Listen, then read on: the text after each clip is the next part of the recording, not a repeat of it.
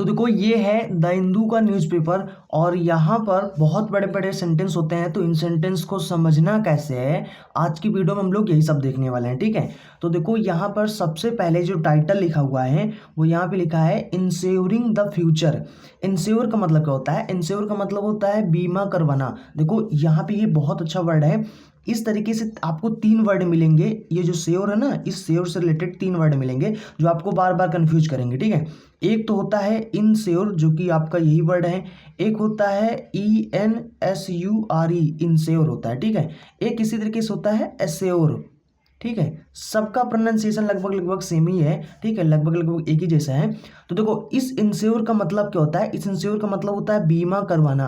अब बीमा आप समझते होंगे, बहुत तरीके के बीमा होते हैं। ठीक है, लाइफ इंश्योरेंस होता है, एक्सीडेंट बीमा होता है, गाड़ी का बीमा होता है, तो वही बीमा। ठीक है, वो करवाना। और इस एश्योर का मतलब होता है भरोसा दिलाना। जैसे आप अपने पापा से नहीं कहते हो, जब आपके पापा कहते हैं कि इतने एग्जाम दे दिए, मान लो सिलेक्शन नहीं हुआ है, तो आप उनको क्या भरोसा दिलाते हो? उनको कहते हो ना कि पापा इस बार नहीं, इस बार मेरा सिलेक्शन पक्का हो जाएगा, इस बार मेरे अच्छे अच्छे नंबर आ रहे हैं तो हो जाएगा लगभग सिलेक्शन। ठीक है, तो आप उनको क्या कर रहे हो? भरोसा दिला रहे हो, यानी उनको एश्योर कर रहे हो। ठीक है, और इंश्योर का मतलब होता है किसी चीज़ को पक्का करना।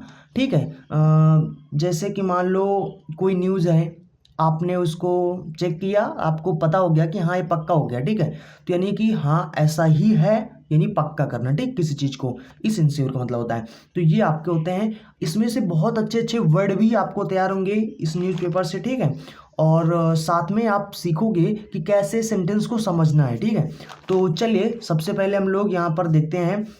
यहाँ पे लिखा है व्हाइल ब्रोडनिंग। देखो जब कोई भी व्हाइल आएगा तो या तो इसके बाद क्या होगा, एक सब्जेक्ट आएगा, फिर वर्ब आएगा, यानी कुल मिला के एक सेंटेंस आएगा। या फिर क्या होता है, दूसरा तरीका ये होता है कि व्हाइल के बाद एक वर्ब आएगा, उसमें ING लगा होगा। ठीक है, तो इसका मतलब होता है कि उस काम को करते समय, ठीक है, जो भी वर्ब आएगा उस काम को करते समय। जैसे यहाँ पर ब्रोडन है, ब्रोडन का मतलब होता है किसी चीज को विस्तृत करना, किसी चीज को बड़ा बनाना।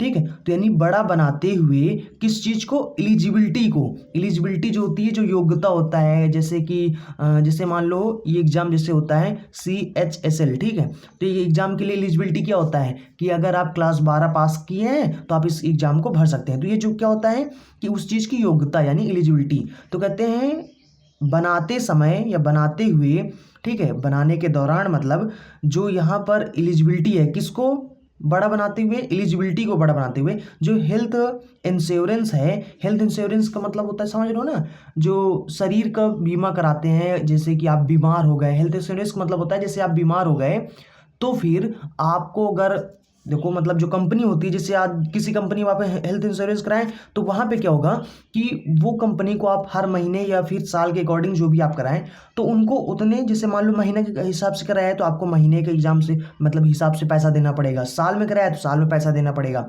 कंपनी को पैसा दिलाओ। जब आप बीमार हो जाओगे तो आपके अस्पताल में जितना भी आपके दवाई का खर्चा होगा वो फिर कंपनी उठाएगी। ठीक है, तो इस तरीके से कराते हैं हम लोग हेल्थ इंश्योरेंस।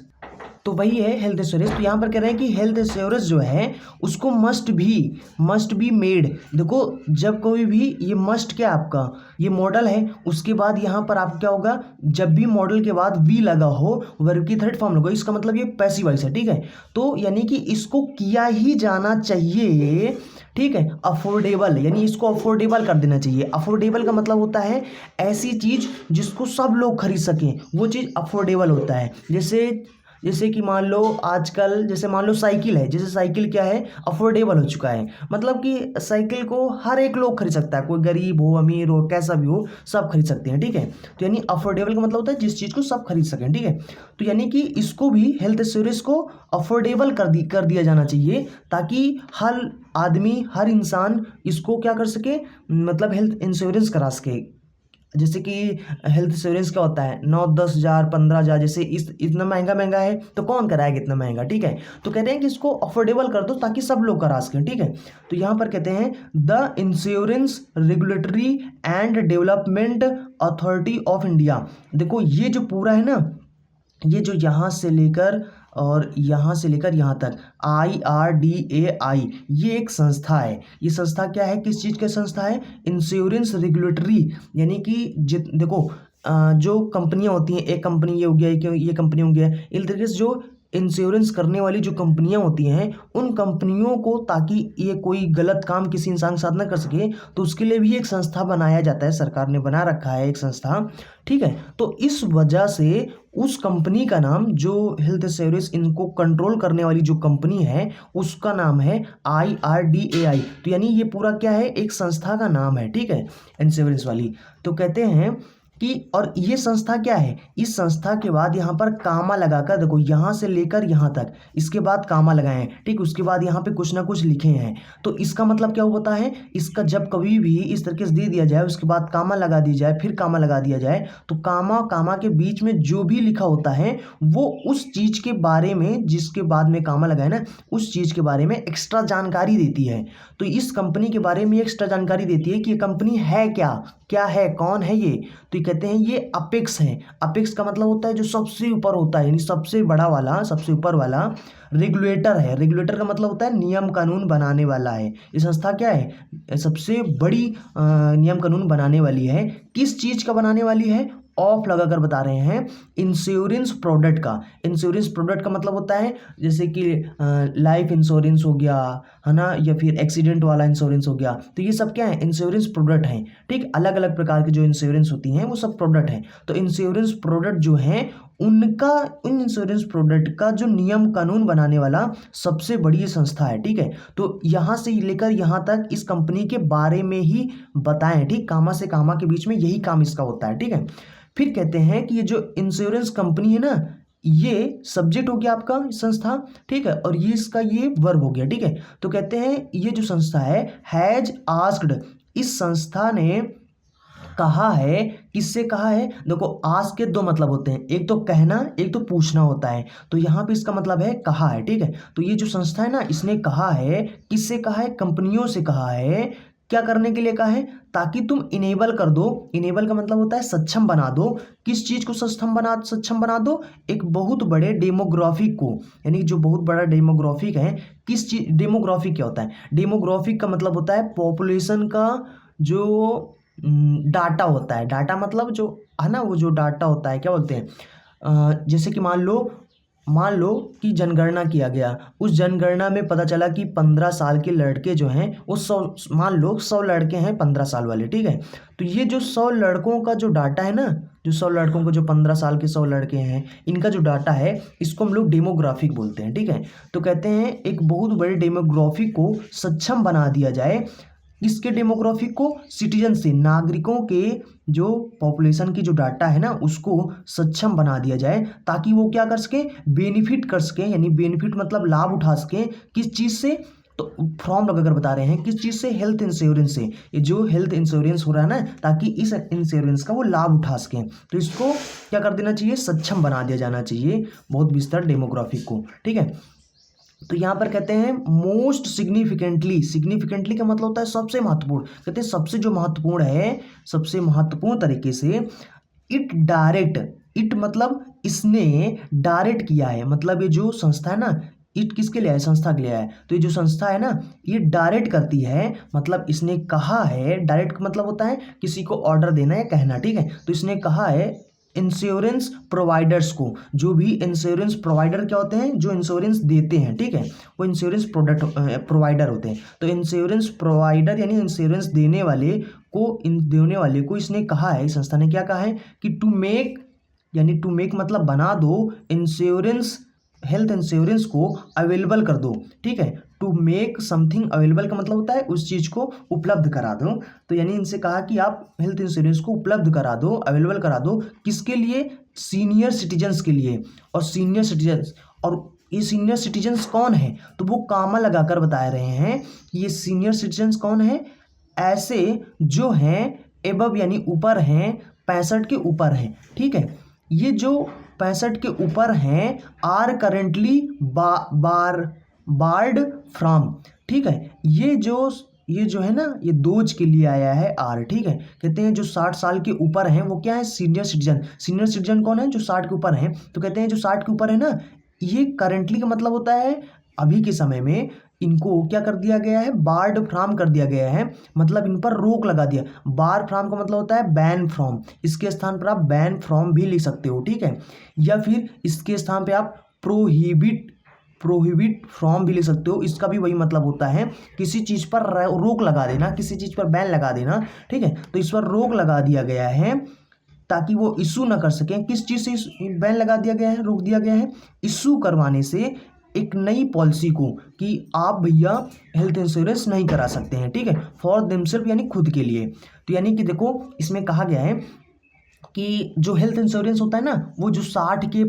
यानी जो 65 के नीचे होते हैं उन्हीं लोगों का हेल्थ इंश्योरेंस कंपनियां करती हैं। अगर आप 60 से 65 से ऊपर हो गए हो तो आपका कंपनी, कोई भी कंपनी हेल्थ इंश्योरेंस नहीं करेगी। तो यहाँ पर ये एडिटर कहना चाहता है कि भैया इन लोगों के लिए जो 60 के ऊपर है ना, इनको भी उपलब्ध करा दो, हेल्थ इंश्योरेंस करा दो, ठीक है, जिनको बार्ड फ्राम कर दिया गया है, ताकि वो इन नई पॉलिसी, मतलब कि नई पॉलिसी का मतलब होता है अपना हेल्थ इंश्योरेंस इशू जो नहीं करा पा रहे ना, उनको भी जो रोक लगा दिया गया ना, उनको भी उपलब्ध करा दो, यानी उनको भी भैया करने दिया जाए, ठीक है। तो ये कह रहे हैं कि दिस इज मतलब ये जो बात है ना, ये जो बात है, दिस आया है इस चीज के लिए, जो बात है ना, this is clearly acknowledgement. Acknowledgement का मतलब होता है जो आपकी किसी चीज को मानने का जो काम होता है, यानी स्वीकृति कह सकते हो, ठीक है।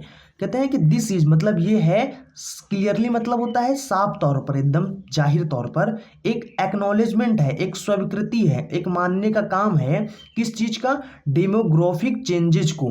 डेमोग्राफिक चेंजेस का मतलब होता है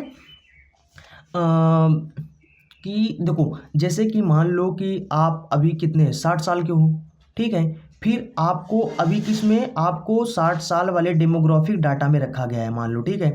अब कुछ दिन बाद आप क्या करोगे, आप 65 साल के हो जाओगे, तो आपका डेमोग्राफिक चेंज हो जाएगा, नहीं हो जाएगा। आप 60 से 65 में इस कैटेगरी से आप इस कैटेगरी वाली में आ जाओगे, आप 60 वाले डाटा से 65 वाले डाटा के अंदर आ जाओगे, तो आप क्या हो गया, डेमोग्राफिक चेंज हो गया, ठीक है।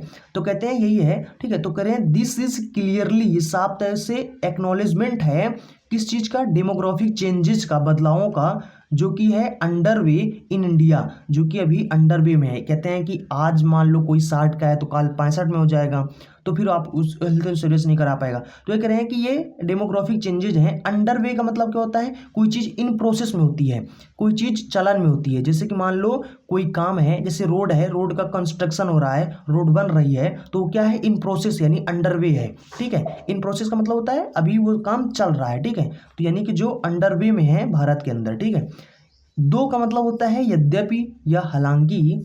जो इंडियाज पॉपुलेशन, ये जो है ना, इसको बोलते हैं अपॉस्ट्रोफी, जो ऊपर कामा होता है तो उसको बोलते हैं अपॉस्ट्रोफी। कहते हैं कि इसका मतलब होता है का की के, है ना, यानी भारत का जो पॉपुलेशन यानी जो जनसंख्या का जो फिगर्स है, फिगर्स का मतलब क्या होता है, फिगर्स का मतलब होता है आंकड़े, यानी जो पॉपुलेशन का जो आंकड़ा है, हैव नॉट ऑफिशियली का मतलब होता है आधिकारिक तौर से, है ना, अभी सरकार ने ऐसा नहीं किया, ठीक है।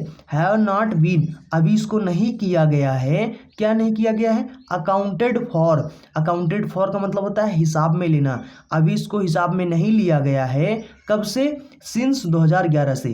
कहते हैं कि इंडियाज पॉपुलेशन की आंकड़ा पता करने के लिए कि कितनी पॉपुलेशन है हमारे भारत के अंदर, उसके लिए क्या किया जाता है, वही क्या बोलते हैं उसको, सेंसस कराया जाता है, जनगणना कराया जाता है ना। तो कहते हैं कि जो जनगणना है वो तो 2011 से भी नहीं हुआ है। तो वही कह रहे हैं कि यद्यपि जो इंडियाज पॉपुलेशन है, जो फिगर्स है, भारत के जो जनसंख्या का जो आंकड़ा है, वो अभी भी ऑफिशियली तौर से हिसाब में नहीं लिया गया है, 2011 के बाद जनगणना ही नहीं हुआ है, ठीक है।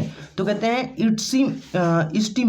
एस्टीमेट्स का मतलब होता है वही जो आंकड़ा होता है, अंदाजा जो होता है, ठीक है। जैसे आप कोई चीज़ बताते ना, ये एस्टीमेट का मतलब क्या होता है, जैसे कि आप बताते ना कि अरे लगभग होगा वही 10 15 20, है ना, वो जो आंकड़ा बताते हो ना, जो आप अंदाजा अपना बताते हो, तो अंदाजा को बोलते हैं हम लोग एस्टीमेट बोलते हैं। तो जो एस्टीमेट्स है फ्रॉम यूएन, किस चीज का एस्टीमेट्स, जो एस्टीमेट्स है किस चीज से, यूएन के पॉपुलेशन फंड, यानी कि यूएन क्या होती है, पूरे विश्व की जो एक संस्था होती है, ठीक है। यूएन पॉपुलेशन जो फंड है, इस चीज से जो आंकड़ा लगाया गया है, जो अंदाजा लगाया गया है, एंड और जो एक्सपर्ट हैं, ठीक है, एक्सपर्ट से और यूएन की पॉपुलेशन फंड से जो आंकड़ा यानी कि जो अंदाजा लगाया गया है, वो जो अंदाजे हैं, ये अंदाजे क्या करते हैं, सजेस्ट करते हैं। ये सब्जेक्ट हो गया और ये सब्जेक्ट का ये वर्ब हो गया। ये अंदाजे सजेस्ट करते हैं, दैट मीन्स कि जो इंडियाज, उसके बाद पॉपुलेशन यहाँ पे खा गए, ठीक है, यानी कि यहाँ पे क्या हो गया, अपॉस्ट्रोफी लगा के छोड़ दिए हैं, तो इसका मतलब हुआ कि यहाँ पे लगाया गया है ना इंडियाज पॉपुलेशन, ठीक है, तो यहाँ पे जो इंडियाज पॉपुलेशन है ना, तो यहाँ पे पॉपुलेशन लिखना था लेकिन पॉपुलेशन नहीं लिखे हैं, तो यानी भारत का जो पॉपुलेशन है इज नियरली, वो लगभग लगभग क्या है, नियरली का मतलब होता है लगभग लगभग, लेवल विद यानी बराबर है। लेवल विद का मतलब क्या होता है, बराबर है, किसके बराबर है, चाइना के, वो लगभग लगभग चाइना के बराबर है। और एंड मीन्स और, हो सकता है, मे हैव का मतलब होता है जब कोई चीज़ संभावना होती है तो उसको बताया जाता है, तो हो सकता है किसने सरपास कर दिया हो। सरपास का मतलब होता है किसी को पछाड़ करके आगे निकल जाना, ठीक है, तो यानी कि ये आगे निकल गया हो, इट मीन्स ये जो है, ठीक है, समटाइम्स, ठीक है, समटाइम्स का मतलब होता है कभी, इन 2023 में, कहते हैं हो सकता है 2023 में कभी ये आंकड़ा इंडिया को चाइना यानी चाइना को इंडिया पीछे कर चुका हो, सरपास कर चुका हो, ठीक है। तो कहते हैं कि 2011 जनगणना तो हुआ नहीं है, अब कितनी जनसंख्या हो गई है, आज 2024 चल रहा है, कितनी जनसंख्या हो गई है, बहुत ज़्यादा जनसंख्या बड़ी ना बड़ी होगी, तो यानी कहते हैं कि ये लगभग लगभग चाइना के तो बराबर है, ठीक है। या फिर हो सकता है कि 2023 में कभी 2023 में ये पास भी कर चुका हो, यानी इसको पीछे भी कर चुका हो सकता है, इतनी जनसंख्या हो गई हो, ठीक है। तो ये सेंटेंस के कहने का मतलब है। सरपास का मतलब होता है किसी को ओवरटेक करना ना। तो यहाँ पर अगला सेंटेंस लिखा है, इंडियाज एजिंग रिपोर्ट, इंडिया की जो एज करने वाली, एज यानी जो होता नहीं कि आप 15 साल के हो, फिर ये है 15 साल वाले अलग, 25 साल वाले अलग, 35 साल वाले, यानी कि जो एजिंग रिपोर्ट है ना, एज करने वाली जो रिपोर्ट है 2023 का, व्हिच ड्रॉज यानी कि जनगणना तो हुआ नहीं है, वो कहाँ से पता चलेगा, वो पता किया गया है, वो निकाला गया है, कहाँ से निकाला गया है, जो ड्रॉज फ्रॉम का मतलब होता है जो निकाला गया है यूएन के प्रोजेक्शंस से, ठीक है। तो प्रोजेक्शंस का मतलब ये जो आप एस्टीमेट देख रहे हो ना, यही एस्टीमेट का सिनोनिम्स है। प्रोजेक्शंस मतलब होता है जो अंदाजे हैं, ठीक है। कहते हैं कि ये जो यूएन के जो अंदाजे हैं उस चीज़ से निकाला गया है, यूएन जितना भी अंदाजा लगा, मतलब कि यूएन के जो प्रोजेक्शंस हैं, ठीक है। एस्टीमेट्स हैं, जो अंदाजे हैं या जो आपका आंकड़ा है, दैट इंडियाज कोहार्ट, इंडिया की किस चीज़ का, इंडिया की कोहार्ट का मतलब होता है ग्रुप होता है, ठीक है। एक ही तरह की चीज़ों का जो ग्रुप होता है उसको बोलते हैं कोहार्ट। कहते हैं भारत के जो कोहार्ट है किसका, सीनियर्स का, यानी सीनियर लोगों का जो ग्रुप है, ठीक है, भारत के सीनियर लोगों का ग्रुप है। और कौन सीनियर्स, वो सीनियर्स डैश को बता रहे हैं, ये सीनियर्स के बारे में। वो सीनियर्स कौन सा है, वो जो 60 साल के ऊपर है उनको सीनियर्स बोला गया है। इस 60 साल से जो ऊपर वाले का जो ग्रुप है, यानी जो है, ये क्या होगा, ये इंक्रीज करेगा फ्रॉम लगभग 10% से, किससे, लगभग 10% से ऑफ द पॉपुलेशन, यानी पॉपुलेशन का जो 10% है वो हो जाएगा। और कहते हैं कि 149, पॉपुलेशन कितना है, 149 मिलियन है 2022 में, ठीक, 149 मिलियन 2022 में था। कहते हैं 100 यानी कि जो 149 का 10% निकाल लो, तो वो 10% जो पॉपुलेशन है वो 10 से कितने परसेंट में हो जाएगा, 30% में हो जाएगा, लगभग 347 मिलियन, 149 से 347 मिलियन हो जाएगा बाई 2050 यानी 50 तक, यानी 2050 तक, समझ रहे हो ना। तो यानी कह रहे हैं कि जो आंकड़े हैं वो ये बताते हैं कि जो इंडियाज यानी सीनियर यानी भारत के जो सीनियर लोगों का ग्रुप है ना, जो 60 साल के ऊपर हैं, वो इंक्रीज हो जाएंगे, वो बढ़ जाएंगे लगभग 10% से लेकर 30% तक, 2050 तक 30% तक हो जाएगा, ठीक है। तो यानी कह रहे हैं कि इसलिए कुल मिला के ये जो एडिटोरियल है ना, ये बता रहा है, ये है हेल्थ इंश्योरेंस के बारे में, कि आप जो 65 साल वालों को नहीं दे रहे हो ना, तो दो, इनको भी दो, ठीक है, तभी ऐसा होगा। कह रहे हैं कि अभी आगे बताएगा कि जितने भी जो यानी कि जो विकसित देश हैं वो सब तो ऐसा कर रहे हैं, आप नहीं कर रहे हो, ठीक है, इसीलिए यहाँ पे बहुत सारी प्रॉब्लम आ रहे हैं। तो ये सब चीज़ों के बारे में बताएगा, ठीक है। कहते हैं कि दैट इज़, यानी कि जो ये दैट किसके लिए है, ये दैट है जो 30%, 10%, 30% बता रहे हैं ना, ये आंकड़े बता रहे हैं, ये जो है ना 30% वाला, ये चीज़ है मोर देन मोर देन का मतलब होता है से ज़्यादा। किससे ज़्यादा है? जो करंट पॉपुलेशन है, किसका करंट पॉपुलेशन? ऑफ यूएस, यानी कि जो यूनाइटेड स्टेट्स हैं, ठीक है, कहते हैं यूनाइटेड स्टेट्स की पॉपुलेशन से ज़्यादा है, ठीक है, 30% ज़्यादा है। उसके बाद क्या कह रहे हैं कि सेवरल का मतलब होता है कई सारे, ठीक है, of the most development country, यानी कि ऑफ का मतलब होता है का, ठीक है, तो कहते हैं कि जो सबसे मोस्ट का मतलब होता है सबसे ज़्यादा जो डेवलप यानी जो विकसित कंट्रीज हैं, जो देश हैं, उनमें से कई सारे ऑलरेडी यानी पहले से ही हैव, यानी कि उनके पास है देयर सीनियर डेमोग्राफिक, उनका अपना यानी सीनियर लोगों का डेमोग्राफिक है। और ये डेमोग्राफिक किसका है? जो 65+ वाले हैं, ठीक है, ये 65+ वाले जो हैं उनके पास पहले से ही रेंजिंग है, जो रेंज है कहाँ से लेकर 16% से लेकर 28%। कहते हैं कि 65 से ऊपर वालों का जो पॉपुलेशन यानी कि जो आंकड़ा है 65 से ऊपर वालों का, कहते हैं कि जितने भी डेवलप्ड कंपनी है ना, जितने भी विकसित देश हैं, उनमें से कई सारे देश ऐसे हैं जिनके पास पहले से ही 16 से 28% इतना हो चुका है, ठीक है, और भारत का 2050 तक होगा 30% तक, और इनके पास अभी है 28% तक, अभी तक इनमें इसके पास है, ठीक है। कहते हैं कि दैट है ना, ये जो 28% है, दैट इज ऑलरेडी प्रेसिपिटेटिंग का मतलब होता है किसी चीज को बढ़ा देना, बड़ी तेजी से बढ़ाना। दैट इज ऑलरेडी जो पहले से ही बड़ी तेजी से बढ़ रही है, कंसीड यानी जो किसको बढ़ा रही है? कंसिडरेबल वरीज, यानी कि जो कंसिडरेबल का मतलब होता है कोई चीज़ बड़ा हो, चाहे वो साइज में बड़ा हो या फिर उसका महत्व बड़ा हो, ठीक है, तो यानी कि एक बहुत बड़े चिंता को कह रहे हैं कि जो पहले से ही बहुत बड़ी चिंता को बढ़ा रहा है, किस चीज़ के अंदर? दिस पॉपुलेशंस, इन जनसंख्या के अंदर, ठीक है। ऑन द एक्सिस का मतलब होता है पहुंच पर, एक्सेस का मतलब होता है पहुंच, ठीक है, टू हेल्थ केयर तक जो पहुंच है, ठीक है। और किस चीज के बारे में चिंता बढ़ा रही है? जो अफोर्डेबल मेडिसिन हैं, ठीक है, अफोर्डेबल का मतलब होता है जो दवाइयाँ सब लोग खरीद सकें, और जो एप्रोप्रिएट का मतलब होता है जो उचित केयर मतलब देखभाल करने वाले जो इंफ्रास्ट्रक्चर्स हैं, जो ढांचे हैं, ठीक है, टू सपोर्ट देम, उनको सपोर्ट करने के लिए, ठीक है। तो समझ रहे हो ना, यानी कह रहे हैं कि इनको सपोर्ट करने के लिए, इन सबको सपोर्ट करने के लिए जो 65 वाले हैं, जो सीनियर्स हैं, उनको सपोर्ट करने के लिए ये सब चीज़ें जो है ना, हेल्थ केयर हो गया, अफोर्डेबल मेडिसिन हो गया, उचित केयर गिविंग इंफ्रास्ट्रक्चर हो गया, इन सब चीज़ों में ये क्या है? चिंता बढ़ा रही है कि भैया अभी इनका आंकड़ा 10% है, तब तो ये हाल है, 30% होगा तो इनका क्या हो जाएगा। तो ये क्या कर रहा है? प्रिसिपिटेटिंग कर रहा है, बढ़ा रही है, बहुत बड़ी चिंता को बढ़ा रही है, ठीक है, इन पॉपुलेशंस के अंदर। कहते हैं कि some of these economically developed country, कहते हैं कि जो ये जो दीज मतलब ये, ठीक, ये जो इकोनॉमिकली मतलब होता है आर्थिक रूप से जो डेवलप्ड यानी विकसित कंट्रीज हैं, इन कंट्रीज में से, ऑफ का मतलब होता है इनमें से जो कुछ हैं, यानी कुछ जो देश हैं वो हैव, ये सम के लिए आया है, ठीक है, यहाँ पे इनमें से कुछ यानी कि जो कुछ हैं वो यानी कि गवर्नमेंट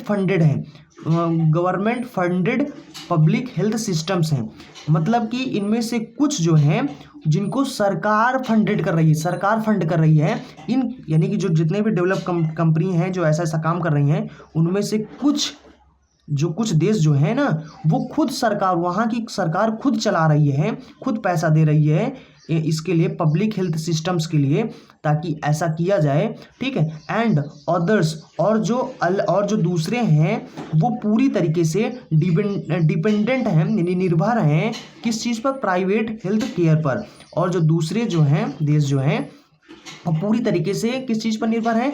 यानी प्राइवेट, यानी जो निजी जो हेल्थ केयर्स होते हैं उनमें, ठीक है। With cost weighing a significant का मतलब होता है महत्वपूर्ण, ठीक। डिटर्मिनेंट का मतलब होता है कोई चीज़ जो निर्धारण कर सकते हो, निर्धारक बोल सकते हो, ठीक है, निर्धारण करने वाली, ठीक है। विद कॉस्ट वेइंग, कहते हैं साथ ही कॉस्ट के होने के एक महत्वपूर्ण निर्धारक इन एक्सेस यानी पहुंच में, क्वालिटी केयर में कहते हैं क्वालिटी केयर का जो एक्सेस है, जो पहुंच है, उसका एक महत्वपूर्ण निर्धारक होने के साथ ही, ठीक है, in many of these countries, कहते हैं इन मैनी, कई सारी, इन कंपनियों में कई सारे, there is no entry barriers, ये जो इज आया है ये आपका वर्ब हो गया, लिंकिंग वर्ब हो गया, और इस का जो सब्जेक्ट है वो एंट्री बैरियर्स है, ना कि दियर है, दियर नहीं है, ये एंट्री बैरियर्स हैं। कहते हैं कि there is no entry barrier, और इन देशों में ना कोई भी एंट्री बैरियर नहीं है, कोई भी रास्ते का रोड़ा नहीं है। जस्ट वन सेकंड, ठीक है, एंट्री बैरियर का मतलब होता है रास्ते का रोड़ा, कोई भी रास्ते में रुकने वाला नहीं है, एंट्री बैरियर नहीं है, रास्ते का रोड़ा नहीं है इन हेल्थ इंश्योरेंस पॉलिसीज के अंदर, ठीक है।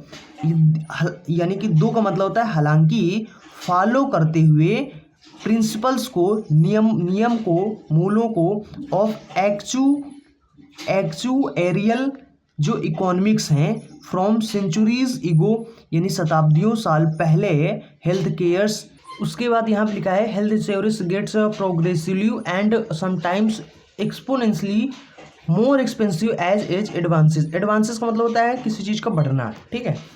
तो यहाँ पर कहते हैं कि फॉलो करते हुए, यानी कि उसको फॉलो करना आप जानते हो ना, तो कहते हैं प्रिंसिपल्स को फॉलो करते हुए, सिद्धांतों को, नियमों को, कानूनों को, यानी सिद्धांतों को फॉलो करते हुए, किस चीज़ के सिद्धांतों को, एक्चुअरियल इकोनॉमिक्स। एक्चुअरियल इकोनॉमिक्स का मतलब होता है कि इसमें क्या होता है, इसमें जो एक्चुअरियल इकोनॉमिक्स होता है, इसमें क्या होता है कि जो इंश्योरेंस जो होता है ना, वो देखा जाता है कि कोई चीज़ कितना पुराना है, उसके हिसाब से उसका पैसा जो होता है वो कैलकुलेट किया जाता है।